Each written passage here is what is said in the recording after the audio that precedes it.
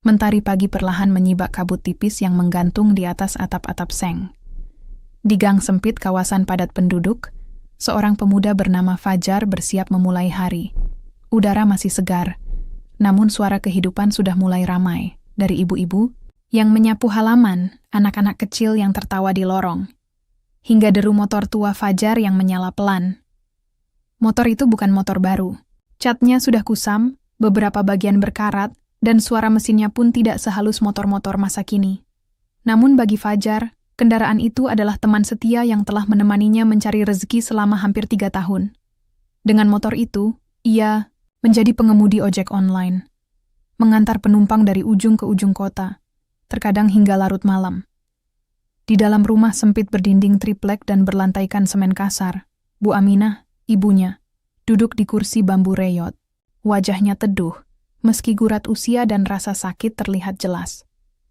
Sejak divonis sakit ginjal, Bu Aminah harus banyak beristirahat. Namun semangatnya tak pernah luntur, terutama saat melihat anak semata wayangnya masih begitu gigih menjalani hidup. "Jar, kamu nggak sarapan dulu?" tanya Bu Aminah dengan suara lirih. Fajar menoleh sambil mengancing jaket lusuhnya. "Enggak usah, Bu. Saya beli lontong aja di jalan. Lagian, nanti siang saya mampir ke warung Pak Gito." "Kamu kerja terus, Nak. Jangan lupa istirahat. Uang bisa dicari, tapi kesehatanmu lebih penting." Fajar tersenyum. Ia sudah sering mendengar kalimat itu, tapi selalu sulit untuk dipatuhi.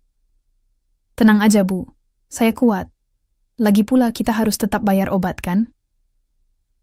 Bu Aminah terdiam sejenak. Ia tahu Fajar bicara jujur. Mereka memang hidup pas-pasan. Penghasilan dari ojek online tidak menentu, apalagi jika hujan turun atau orderan sepi. Tapi Fajar tidak pernah mengeluh. Ia selalu punya cara untuk bertahan, bahkan saat nasi tinggal sebutir. Setelah mencium tangan ibunya, Fajar mendorong motor keluar rumah. Beberapa tetangga menyapanya. "Pagi, Jar. Udah narik aja?" Sapa Pak Arif, tukang sayur. "Pagi, Pak." "Iya nih. Mumpung cuaca bagus," jawab Fajar sambil tersenyum. Fajar memang dikenal ramah. Meskipun hidupnya sulit, ia selalu bersikap sopan dan ringan tangan membantu siapapun di kampungnya. Ia pernah membantu mendorong gerobak sayur, membantu memperbaiki lampu tetangga, bahkan pernah merelakan penghasilannya hari itu untuk membelikan susu anak Pak Darto yang sakit. Baginya, hidup bukan soal seberapa besar yang bisa diberikan, tapi seberapa tulus. Itu juga yang selalu diajarkan almarhum ayahnya sebelum pergi 5 tahun lalu karena kecelakaan kerja di pelabuhan. Saat motor tua itu melaju di jalanan kota yang mulai padat, Fajar membuka aplikasi ojek online di ponselnya. Belum ada order masuk. Ia pun memutuskan menuju daerah perkantoran yang biasanya ramai penumpang di pagi hari. Sambil menyusuri jalan, pikirannya melayang. Ia teringat mimpinya waktu kecil, ingin menjadi guru. Tapi mimpi itu sudah lama ia kubur, karena tak mampu melanjutkan kuliah.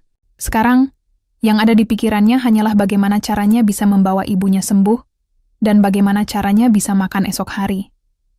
Namun, ada satu hal yang Fajar pegang erat. Harapan. Meski kecil dan tipis, harapan itu seperti nyala lilin di tengah gelap. Ia percaya, selama hati tidak padam, hidup akan selalu menemukan jalannya.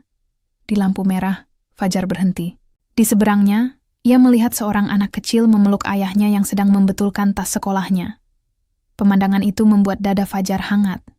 Ia membayangkan suatu hari nanti, ia juga bisa punya keluarga sendiri. Bukan keluarga mewah, tapi keluarga yang saling mencintai. Tak lama kemudian, notifikasi di ponselnya berbunyi. Order pertama hari itu masuk, mengantar penumpang ke terminal luar kota. "Alhamdulillah," gumamnya pelan. Ia segera memacu motornya menuju titik penjemputan. Di sepanjang perjalanan, ia tak tahu bahwa hari itu akan membawa kejutan yang tak pernah ia bayangkan. Hari yang awalnya terasa biasa saja, akan berubah menjadi hari yang menguji keberaniannya, ketulusannya, dan keteguhan hatinya. Dan di jalan, tol sunyi nanti, ia akan bertemu seorang wanita yang hamil besar, berdiri sendirian di pinggir jalan, matanya penuh kecemasan. Motor Fajar melaju perlahan di sisi kiri jalan tol luar kota. Order pertamanya pagi itu membawanya mengantar seorang penumpang ke terminal antar provinsi, cukup jauh dari pusat kota. Setelah mengantarkan penumpang dengan selamat dan menerima senyum, serta ucapan terima kasih yang tulus, Fajar memutuskan untuk mencari tempat teduh sebentar untuk minum air dan mengecek pesan.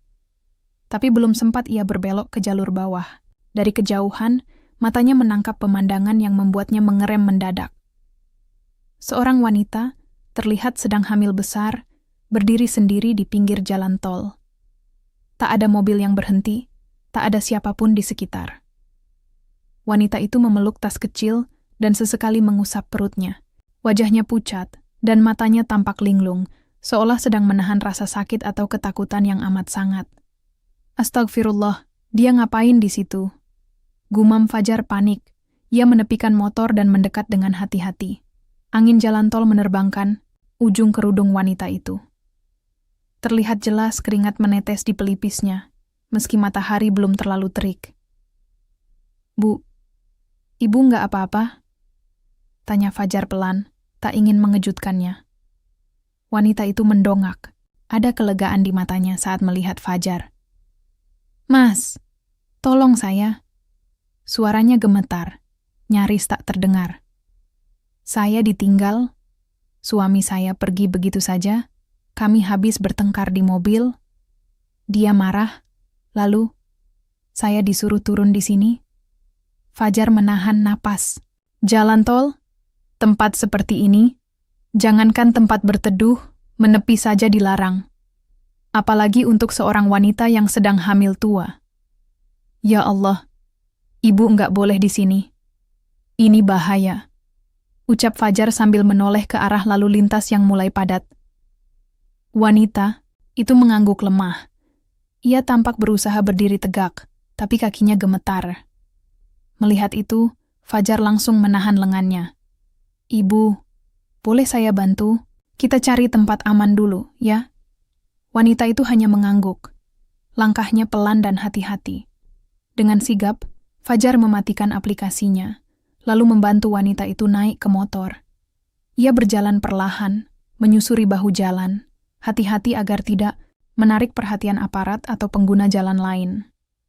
Setelah keluar dari jalan tol melalui celah pintu darurat yang biasa digunakan oleh petugas, Fajar membawa wanita itu ke warung kecil di pinggir jalan. Warung itu milik Pak Gito, kenalannya sejak lama. "Pak Gito, numpang duduk bentar ya. Ini ibunya lagi butuh istirahat." Pak Gito yang sedang menyiapkan kopi menoleh dan langsung membantunya menyediakan bangku plastik. "Astagfirullah, kenapa?" "Ini Jar, saya ketemu beliau di tol, Pak. Katanya ditinggal suami." Pak Gito menghela napas panjang dan geleng-geleng kepala. Ia segera menyodorkan air mineral dan semangkuk kecil bubur hangat yang baru matang. Fajar duduk di sebelah wanita itu. "Ibu, saya Fajar. Kalau boleh tahu, namanya siapa?" Wanita itu mengusap matanya yang mulai berkaca. "Ratih. Nama saya Ratih. Bu Ratih. Saya minta maaf kalau lancang, tapi ibu ada keluarga di sekitar sini? Atau tempat yang bisa dituju?" Ratih menggeleng perlahan. Saya tinggal di kota lain. Tadi kami mau ke rumah mertua saya, tapi saya bilang saya ingin pulang ke rumah ibu saya saja. Kami bertengkar. Dia marah besar, lalu berhenti, nyuruh saya turun. Saya kira dia cuma emosi, tapi dia pergi." Suara Ratih pecah. Ia menangis pelan, menunduk, memeluk tas kecil di pangkuannya seolah itu satu-satunya yang masih ia miliki di dunia ini. Fajar tercekat. Ia tak tahu harus berkata apa. Tak pernah terlintas dalam pikirannya bahwa seseorang bisa tega meninggalkan istri yang sedang hamil tua di tempat sesunyi dan seseram itu. Pak Gito duduk tak jauh dari mereka, mengelus dagunya yang berjanggut tipis. "Jar, kamu bisa bantu antar dia ke rumah ibunya?" Fajar menoleh. "Saya mau, Pak, tapi saya nggak tahu di mana rumahnya." "Ibu Ratih, rumah ibu di mana?" "Saya di Purwokerto. Tapi saya nggak punya ongkos sekarang. Semua dompet dan ponsel saya dibawa suami saya." Ratih menggigit bibir, malu, terluka, tak berdaya. Fajar terdiam. Hani punya uang pas-pasan untuk beli bensin dan makan hari ini. Tapi melihat wanita itu dalam kondisi seperti ini, ia tahu, ini bukan saatnya menghitung. Bu, saya nggak punya banyak uang, tapi saya akan cari cara. Kita ke rumah ibu ya. Saya nggak tega ninggalin ibu sendirian. Ratih menatap Fajar, kali ini dengan air mata haru yang mengalir perlahan. Mas, kenapa Mas mau bantu saya? Kita bahkan nggak saling kenal. Fajar tersenyum tipis. Saya juga nggak tahu, Bu. Tapi, saya cuma kepikiran satu hal. Kalau saya di posisi ibu, saya juga pasti pengen ada yang nolong. Dan dari sinilah segalanya berubah. Perjalanan yang semula hanya rutinitas mencari nafkah, kini berubah menjadi misi penuh harapan. Mengantarkan seorang ibu dan anak dalam kandungannya pulang ke tempat yang aman. Yang belum Fajar tahu, jalan menuju ke sana tidak akan semudah yang ia kira. Setelah memastikan Ratih cukup tenang dan perutnya terisi sedikit bubur hangat, Fajar meminjam ponsel Pak Gito untuk mengecek transportasi ke Purwokerto. Jaraknya tak main-main, lebih dari 5 jam perjalanan darat, dengan kondisi keuangan yang sangat terbatas dan motor tuanya yang sudah sering mogok. Fajar tahu ini bukan sekadar perjalanan biasa. Pak Gito, Fajar bicara pelan. Kalau saya antar Bu Ratih pakai motor, kira-kira kuat nggak ya motornya? Pak Gito memandang motor, tua Fajar yang diparkir di bawah pohon. Rantai yang longgar, jok yang sobek, dan suara mesin yang nyaring saat panas, semua itu jadi pertimbangan. Secara logika, berat Jar. Tapi kalau kamu yakin, mungkin bisa. Tapi kamu harus siap kalau ada apa-apa di jalan, terutama kalau Bu Ratih kontraksi. Fajar menelan ludah. Ia menoleh ke Ratih yang sedang duduk diam, memegangi perutnya dengan napas pelan. Dalam dirinya, ada dorongan kuat untuk menolong. Tapi kini, mulai muncul rasa takut. Takut gagal. Takut malah membahayakan ibu dan bayi yang ia bawa. Namun ada suara lain dalam dirinya. Suara ibunya, Bu Aminah, yang selalu berkata, kebaikan itu tidak menunggu sempurna. Lakukan yang kamu bisa, Nak. Allah akan bantu sisanya. Akhirnya, Fajar mengambil keputusan. Bu Ratih, katanya dengan nada hati-hati. Kalau ibu setuju, saya akan antar ke rumah ibu pakai motor saya. Tapi saya nggak janji jalannya lancar, karena motor saya sudah tua. Kita mungkin harus berhenti beberapa kali. Ratih tertegun, menatap Fajar seolah tak percaya. Mas, apa enggak merepotkan? Fajar tersenyum. Mungkin memang repot. Tapi saya lebih enggak tenang kalau ninggalin ibu di sini. Air mata Ratih mengalir lagi. Tapi kali ini bukan karena sedih, melainkan karena harapan kecil yang mulai tumbuh di tengah gelapnya hati. Perjalanan dimulai siang itu.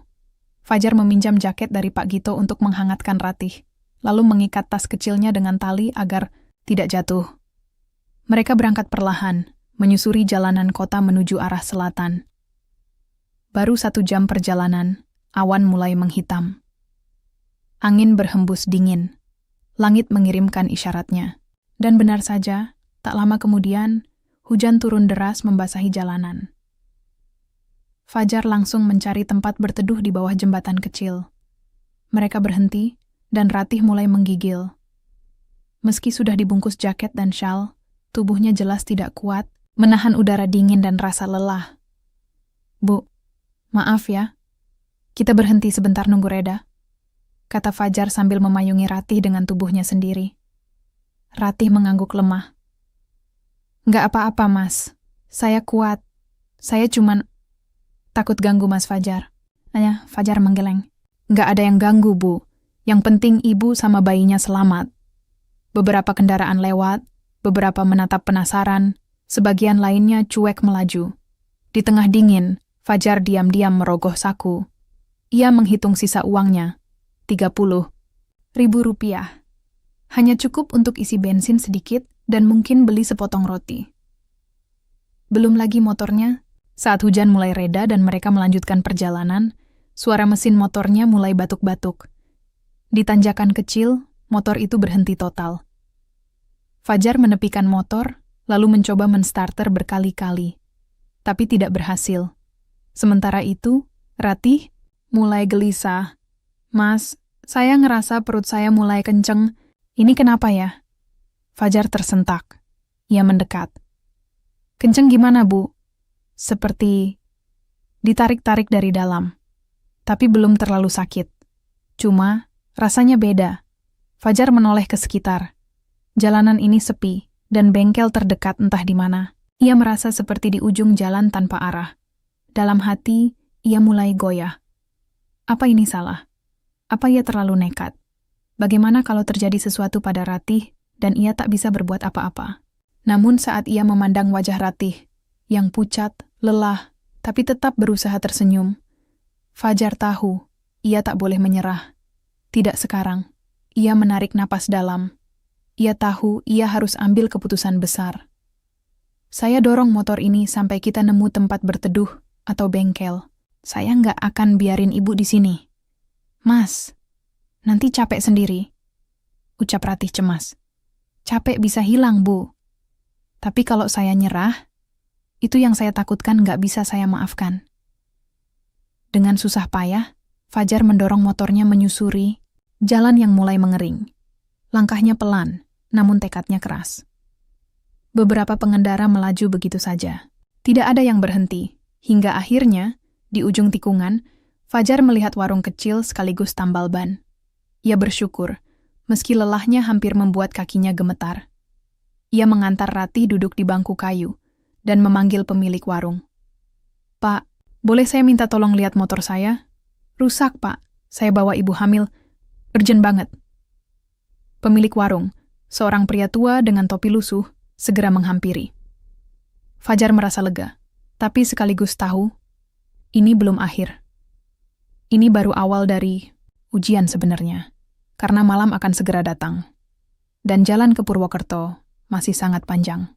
Langit mulai memudar menjadi abu-abu kehitaman. Udara yang semula segar perlahan berubah dingin. Bayangan malam merayap di antara pohon-pohon dan sawah yang membentang di kanan kiri jalan. Lampu-lampu kendaraan mulai menyala, satu persatu seperti bintang yang turun ke bumi. Fajar duduk di bangku kayu, menatap motor tuanya yang kini sedang dibongkar oleh Pak Suroto, si pemilik warung tambal ban yang ternyata juga mengerti mesin motor. Ratih duduk beberapa langkah di sampingnya, menyandarkan kepala di dinding bambu. Nafasnya pendek-pendek, tangannya masih setia memegangi perutnya yang kini terlihat makin tegang. "Mas Fajar," suaranya pelan, hampir tenggelam oleh suara jangkrik. "Saya rasa saya mulai kontraksi." Fajar tersentak. Ia menoleh cepat. "Serius, Bu? Udah berapa kali terasa?"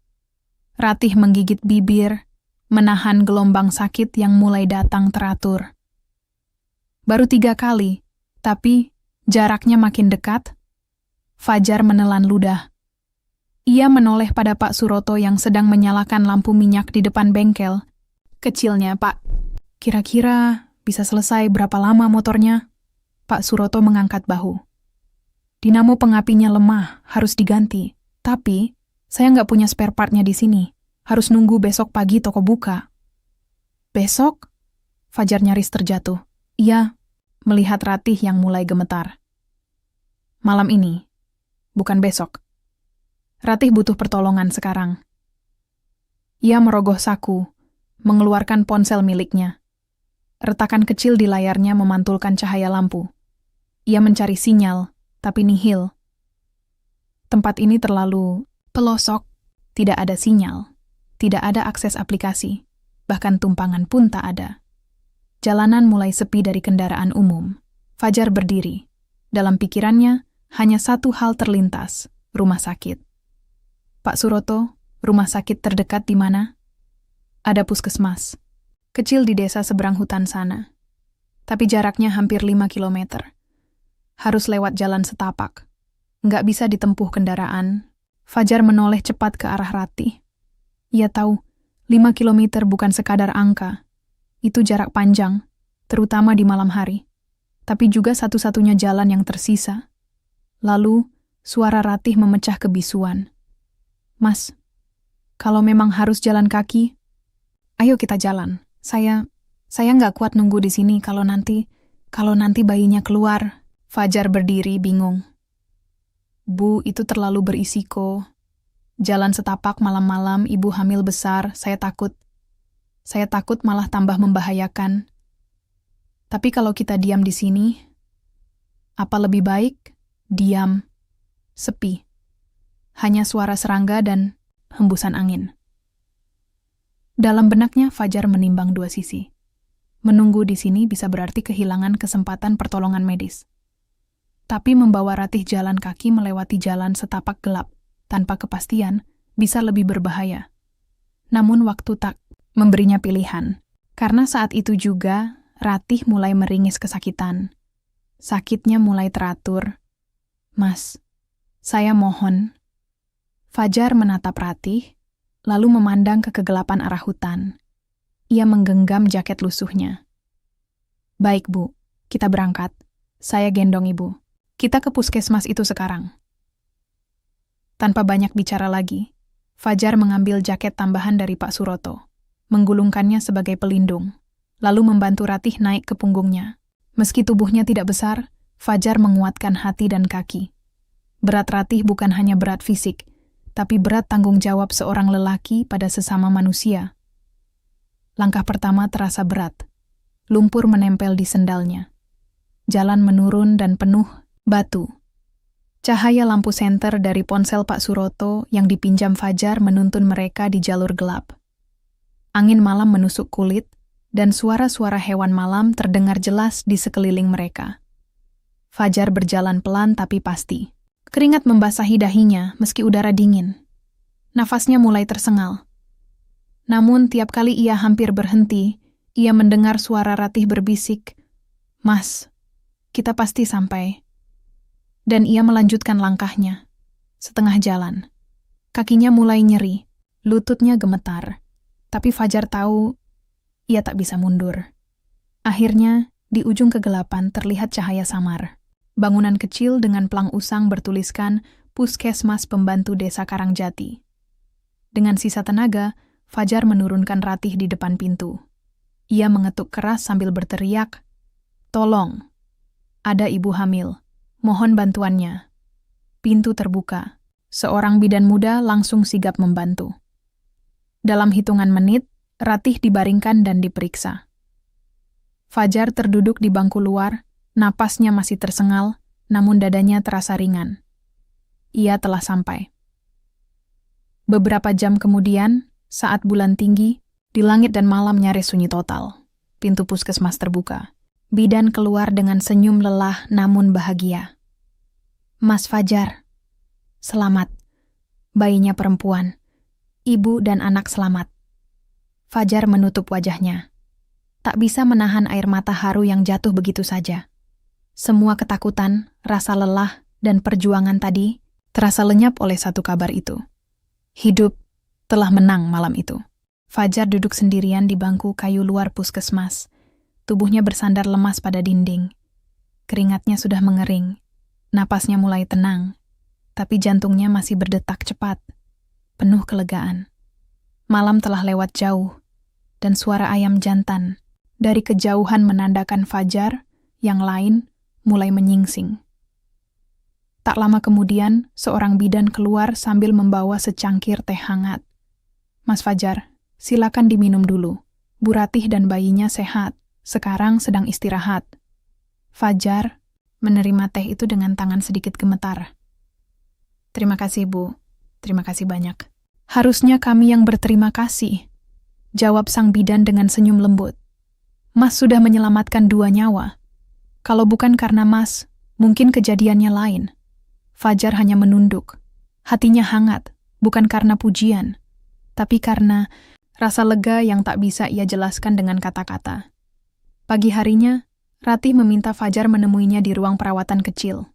Ia tampak lelah, tapi senyum lebarnya menghapus semua garis letih di wajahnya. Bayi mungilnya tidur di pelukannya, dibungkus kain batik lusuh yang disediakan pihak puskesmas. "Mas Fajar," suara Ratih pelan. "Saya nggak tahu harus bilang apa, tapi Saya mau kasih nama anak saya.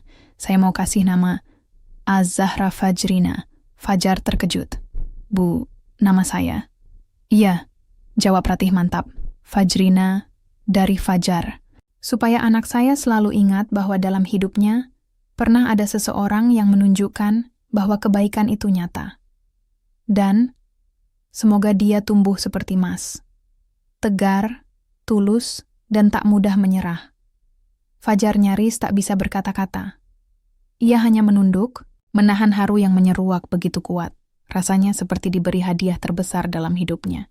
Ia tak pernah punya apa-apa, tapi hari itu ia merasa memiliki dunia. Setelah Ratih dan bayinya cukup sehat untuk dipulangkan, Fajar berniat mengantar mereka ke rumah orang tua Ratih di Purwokerto, meski motornya belum diperbaiki. Tapi tak disangka, datang sebuah mobil putih ke puskesmas. Seorang pria parubaya dan seorang wanita tua keluar dari dalamnya, berlari kecil menghampiri Ratih dan langsung memeluknya.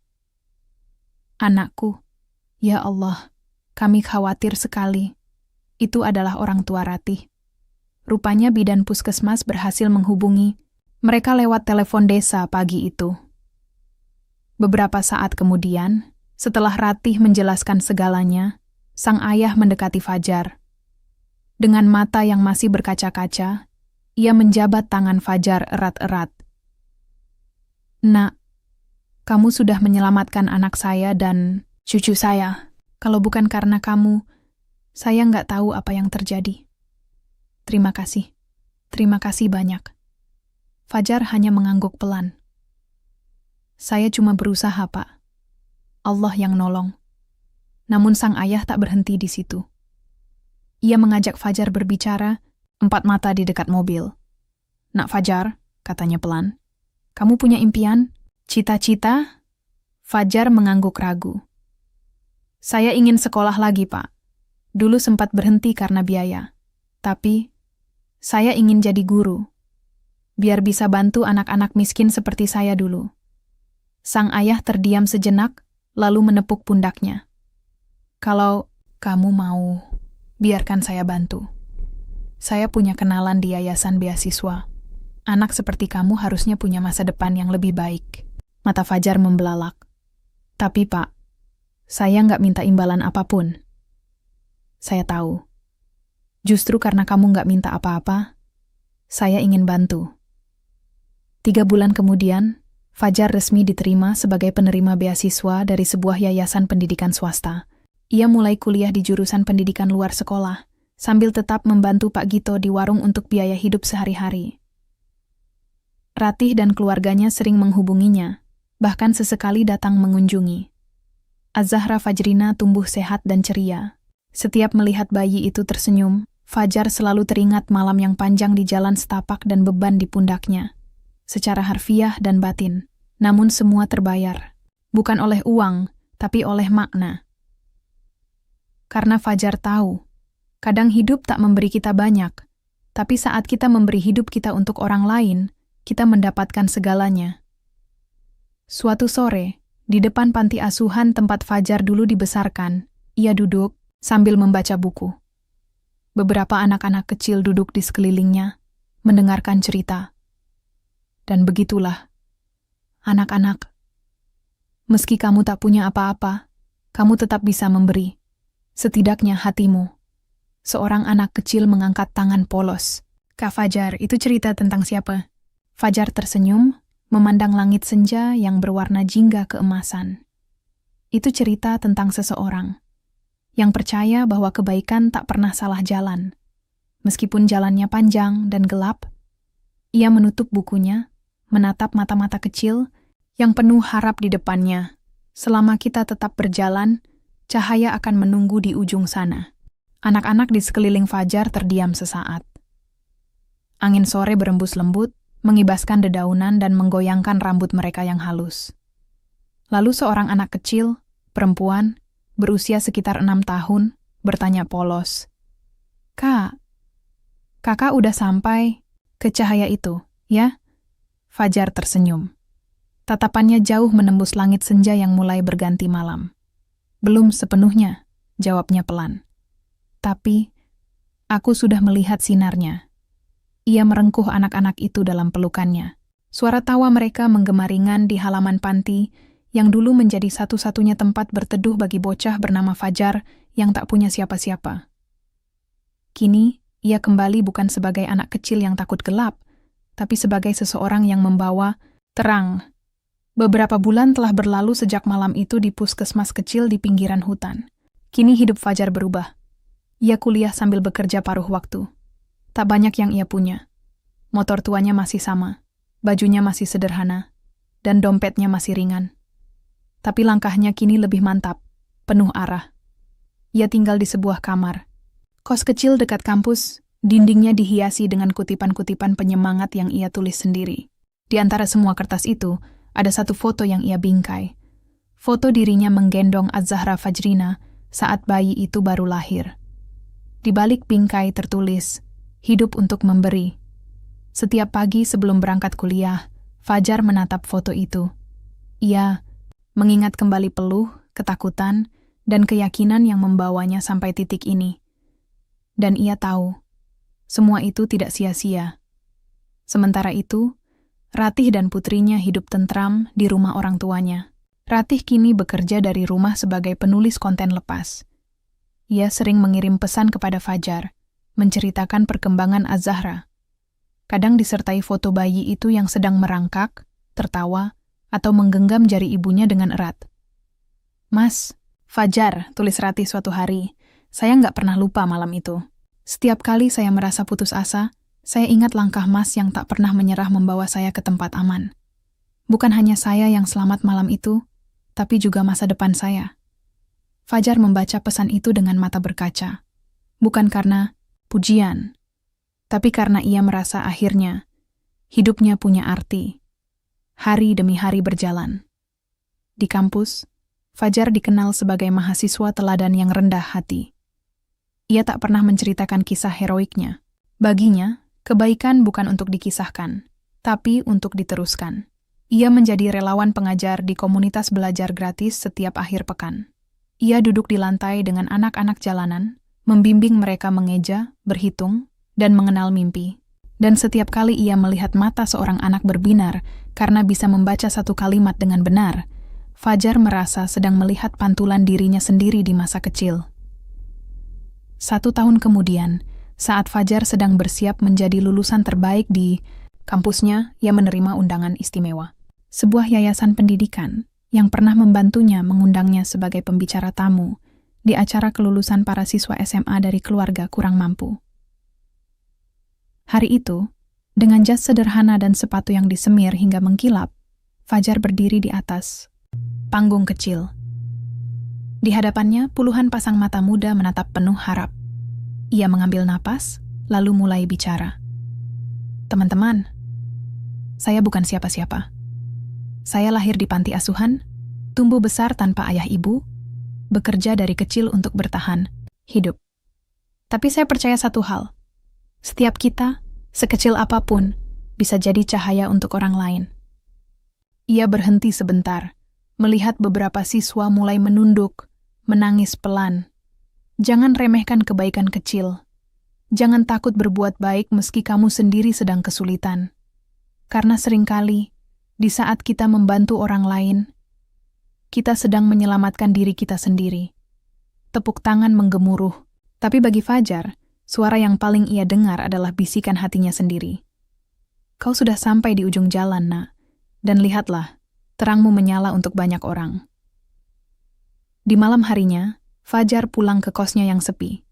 Ia duduk di ranjang, kecil, menatap lampu yang menggantung di atas kepala. Di meja, secarik kertas dari Ratih tergeletak, disertai foto terbaru Az-Zahra yang kini sudah bisa berdiri dengan bantuan kursi. Di balik foto itu, Ratih menulis, "Terima kasih karena tak membiarkan kami sendirian di jalan tol malam itu. Terima kasih karena mengorbankan semuanya demi 2 orang asing. Semoga cahaya yang Mas nyalakan akan terus menuntun ribuan langkah lain di dunia ini." Fajar memejamkan mata. Malam itu, ia tidak berdoa meminta apapun. Ia hanya berbisik pelan, "Terima kasih Tuhan, karena telah menunjukkan padaku bahwa jadi orang baik tidak pernah sia-sia." Dan di luar jendela kecil kamarnya, fajar lain mulai menyingsing. Bukan dari timur langit, tapi dari hati yang tulus, yang tak pernah menyerah berjalan sampai menemukan cahaya di ujung jalan. Mentari pagi perlahan menyibak kabut tipis yang menggantung di atas atap-atap seng.